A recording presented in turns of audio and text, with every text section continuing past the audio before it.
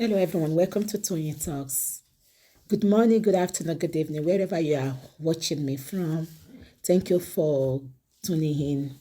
We appreciate you. Thank you for your comments. Thank you for your like. And if you're a new subscriber here, please don't forget to hit the subscribe button so that you don't miss out on our videos.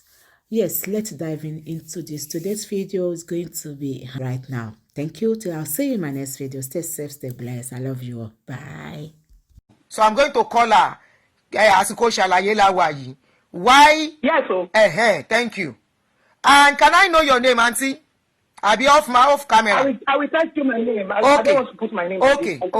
All right. Kábíyèsí Elédùmarè. A máa ṣe nǹkan lórí ṣọ́ọ̀ṣì lílọ yìí o.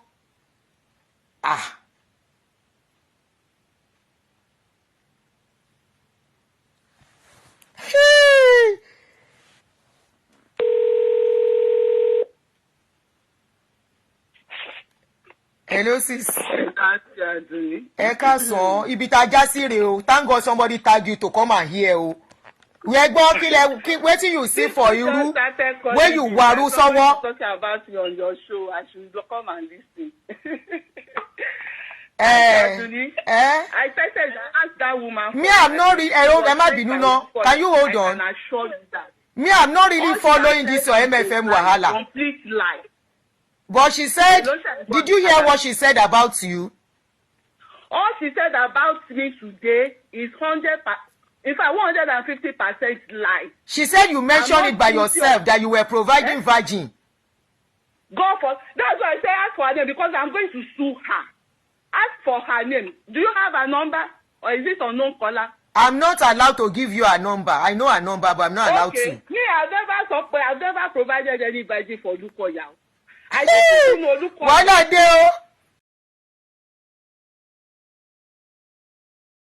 I was going there. Some of them are listening to me now. If they have found me doing anything evil, if I've done anything unscriptural, evil, towards my coming to UK, they should not cover me. They should all come out now and tell the world. All this woman just said on your show now is 200% lies. I'm sure Olukoya sent her. That's Olukoya's modus operandi. I never provided any virgin for Olukoya. If I did, why would I be shouting and crying against him all this while? Olukoya has never used me to do any evil job. In fact, I didn't even know he was doing the evil job. That's why we stayed in that church for that long. And immediately we knew, we left.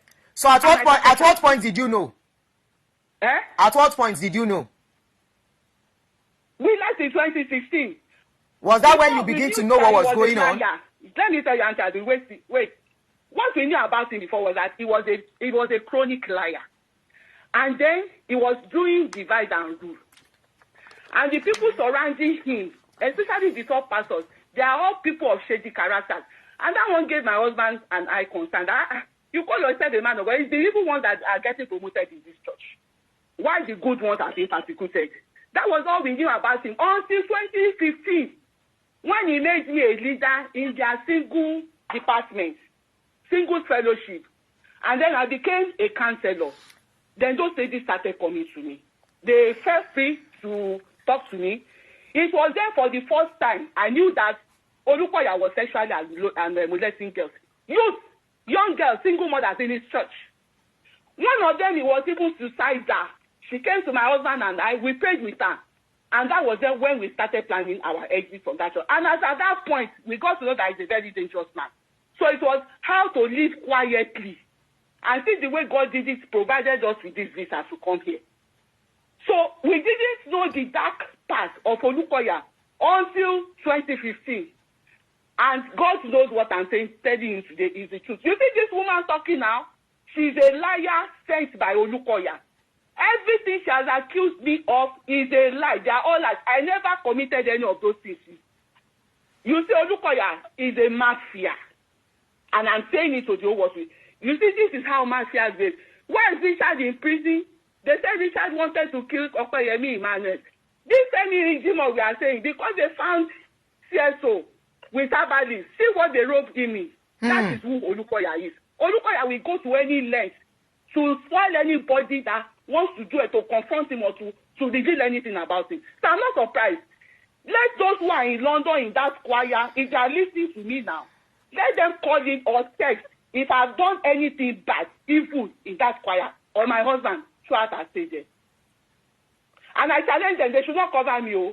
And this woman that has just talking about me now, let her mention just one virgin or one evil that I did. If not, she will receive the God judgment of God. Let her call back again. Don't just come and say Funke too was part of them. What did Funke do? Just give. I'm challenging her. Just one instance. I don't even need many. Just one. Let her come out and say it.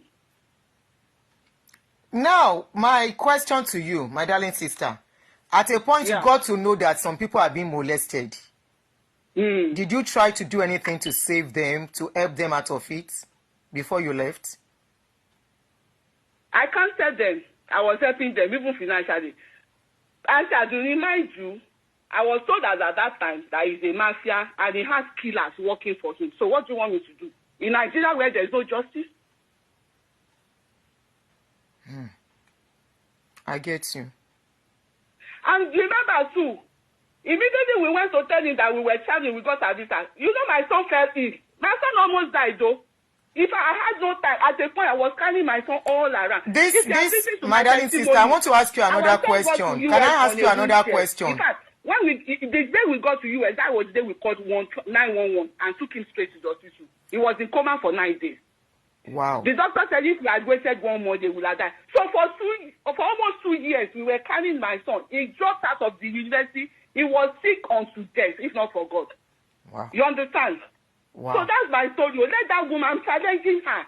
She came here, I'm sure Olukoya sent her. Can I ask you another question, vital questions? People will know her and they will tell you who she is. Can I ask you another question, Aunty Funke? And I challenge anybody in London throughout our stages. Let them come here now and point just one. I'm not asking for too many evidences, just one of the evil Olukoya used me and or my husband or myself to do in London. Because Olukoya never used us for anything. In fact, he cannot even approach my family to do any job for it because he knows we are real Christians.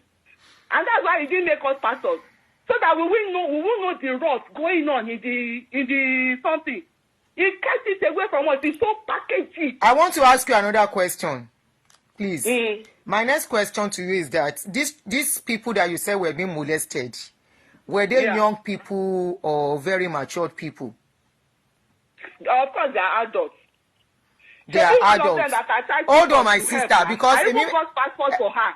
Any suru, please. Today she's on social media. Olukoya pushed her out to be lying against me. That's Olukoya for you. Olukoya is not a Christian, he's a mafia. Olukoya is a murderer. Let him take me to court. I'm in court already. Let him bring more suits. From the things I've been hearing, Olukoya has his men on his payroll. And that's the truth. Kemi Jimo will have died in the hands of the police, if not for God. What was his offense? Just because he found them in an herbalist room. So I was working for Olukoya. I was part of the evil system. And I'm here shouting, telling the whole world, writing petitions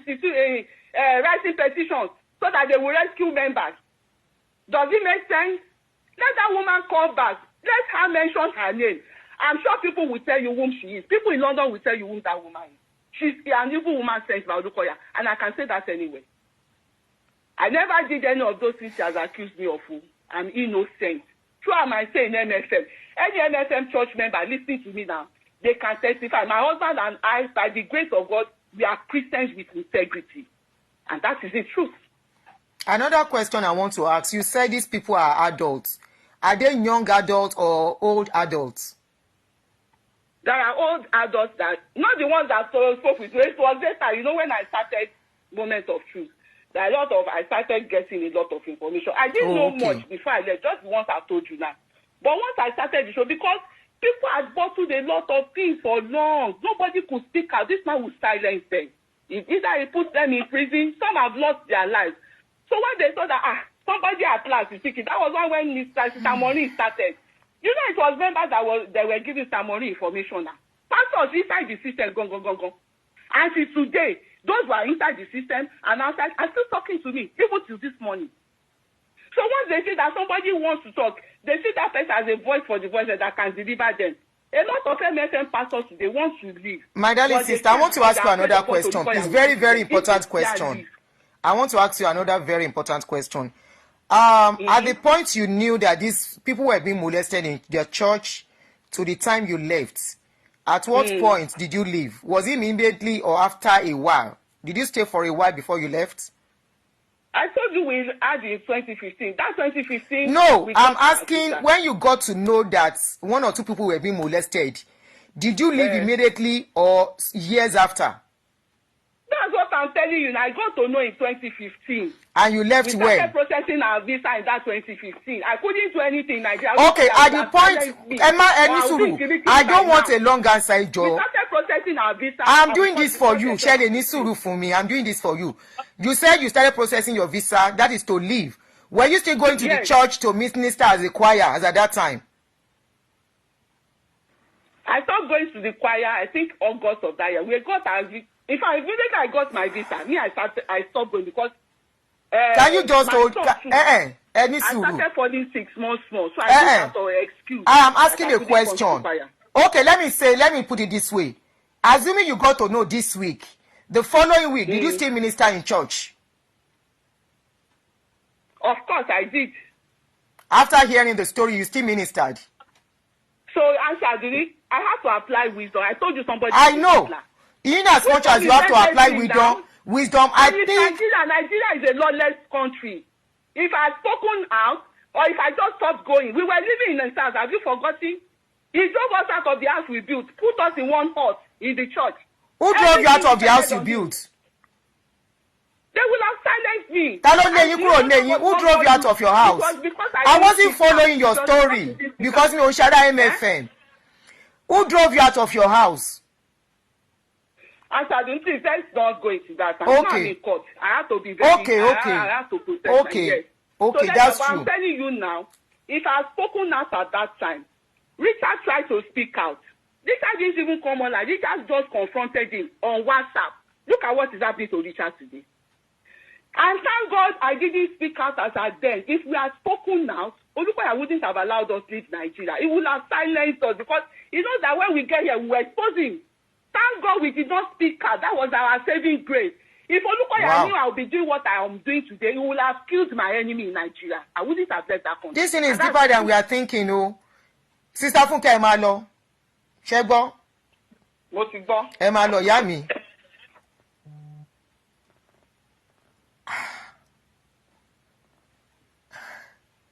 Disclaimer. This is a public issue. I saw on social media. I'm not looking for any story. The callers are calling on their own volition to contribute and say what they know. And I distance myself from whatever they say. Any sùúrù mo gbé èèyàn kan send the voice note kan sí mi. Let me listen quietly. Wọ́n ti delete ẹ̀. Sister kí lè tẹ delete voice note tẹ send. Ẹ̀yin lẹ dá wọ́tọ̀wọ́tọ̀ sílẹ̀ now. Why did you delete your message? The time that she does her videos, mo máa wà níbi iṣẹ́.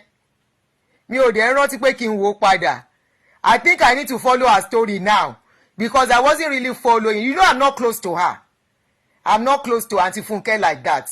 I think when did I started? Okay, I think she got to know where I'm staying and she invited me for a party.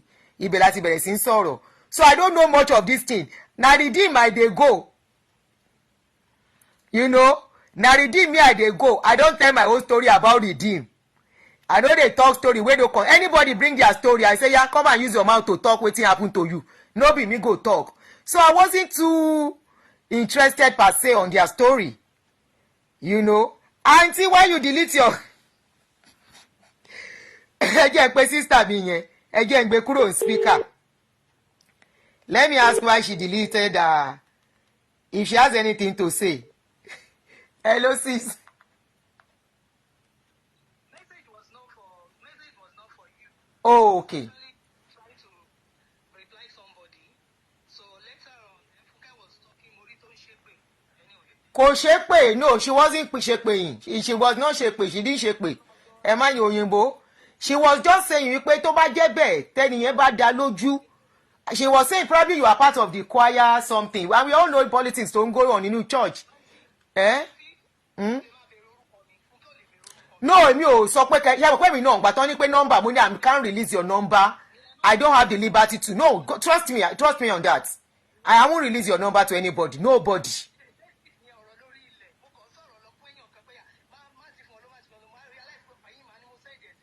Oh, okay. All right. Okay. Cherry, irú situation bẹ́ẹ̀ yẹn, I purposely asked that question for her to clear herself. Mo mọ̀ gbèrè àwọn questions yẹn. Kò sí ẹni tó máa wà ní situation yẹn, you will be in shock for a while. Pé what is going on? So, I purposely do. I want her to, because I don't want. Nǹkan tí ò kàn, she has to save her life too. Olóhùn tí ń gbóríṣiríṣi, but they need. Ṣé mo pé ń gbà mí? Wọ́n ní yára láti gbọ́rọ̀, lọ́ra láti fèsì.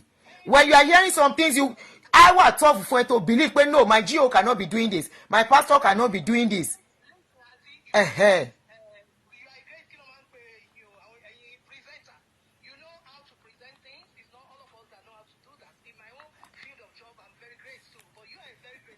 Thank you.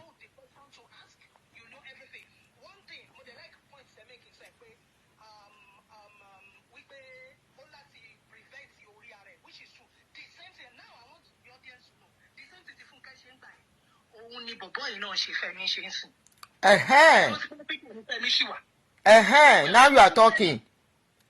Tó ṣì wà níbẹ̀ ni màmá Fẹ́mi ṣì ń lọ bẹ̀ èèyàn láti gbọ́n. Màmá Fẹ́mi láwọn yìí wà ń bẹ̀.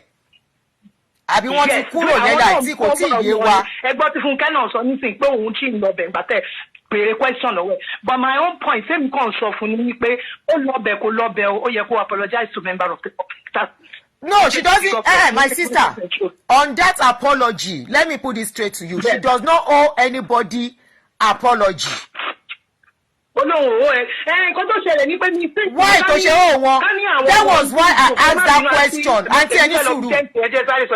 Kálá àwọn ọmọ orí Facebook tó máa ń ṣe fracas ni wọ́n máa ń ní gbogbo details lọ́wọ́. Ó dùn mí pé àwọn ò ní details lọ́wọ́ nígbà tó Fúnkẹ́ ṣẹ̀ṣẹ̀ jáde. No. She doesn't owe them apology. You know why? Ẹni sùúrù. Kò participate, kò sí òun kọ́ ló gbóbìnrin fún.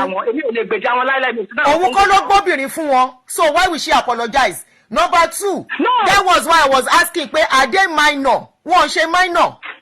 Ṣé èdè mi máa ń jàjàre ni o? Mi ò fẹ́ kéèyàn jàjẹ̀bi. Ìgbà tí ọ̀rọ̀ Wesley's case came up. But what she said before, káléèyàn lè rí àmúkálà lè rí gbogbo nǹkan tó sọ before ni ó láwọn virgin. That was what she said before. Did she say she was the one giving them to the man? She said virgin. That was what she said before. So ó ti yọ̀rọ̀ sí yẹn. She said virgin. But she didn't say she was the one giving them to. Ṣé òun ló ń gbé obìnrin fún ni? Tó bá tiẹ̀ jẹ́ bẹ́ẹ̀, I think ibi tí ọ̀rọ̀ pé wọ́n ń gbóbìnrin fún yàn came up was this church. Kí lorúkọ church yìí? Synagogue. Ọ̀rọ̀ Bísọ́lá. I think that was where somebody was saying that they gave virgin to a pastor. It was a synagogue, not MFM. And I asked, are these people synagogue? God bless you. It was synagogue. Lọ́rọ̀ virgin ò ṣe virgin pọ́n gbóbìnrin fún yàn. Bísọ́lá àti Tọ́pẹ́ Joshua, not MFM. And one thing, if you watch my analysis on Sule's case, when they say some ladies, I kept on asking some questions that are the ladies minor? They are not minor, they are full grown adults. So nkankan làwọn náà gbọ́. Some people say they are vulnerable. I say, are they vulnerable? Are they vulnerable? At a certain age, you have the right to say yes or no, as long as the man did not force you. Tí o bá ṣe pé rape ẹ, tó bá jẹ́ pé fún rẹ, ó sweet talk ẹ, ó coax ẹ, ó ṣe whatever, and you purposely, with your own self, remove your clothes for the person. I said if you are the one that do that, as long as the man did not force you, ẹni yẹn ò ṣẹ̀ o. Mo ní ẹni yẹn ò ṣẹ̀. You can say the man is using his position as a pastor. Àwọn yẹn náà fẹ́ bá pastor bàmbám ni. Wọ́n fẹ́ bá pastor róòlù ni. Now one of the ladies that they said was in this case. That lady, have been seeing her comment on my post that they should leave Olukoya alone for her. The man did not do her any wrong. The man is a helper. The man is a this. That is a full-grown adult. Either she's there out of fear, either she's there out of being vulnerable. There is little we can do about that. That is why I was asking that question. Are these children, are these people minor? No, they are not minor. They are not. They are adults. Now Funke introduced them. She said she's not the one. So if there is any way they say introduce somebody, it was in synagogue. Maybe that auntie is mixing it up. You know, there's these too many stories of all these pastors going up and down. He's mixing it up. I don't tire. I don't think there's much to mommy's video anymore. My darling sister that called in, we appreciate you. You shed more light, even though at least you make us to know that deeper things are going on. And we shall be expecting that more people will still come out, either in Nigeria or abroad one day, when they will have that courage and strength to speak. But of course, not everybody have that courage to speak. Now let's go back to Mama Femi's. Fumida.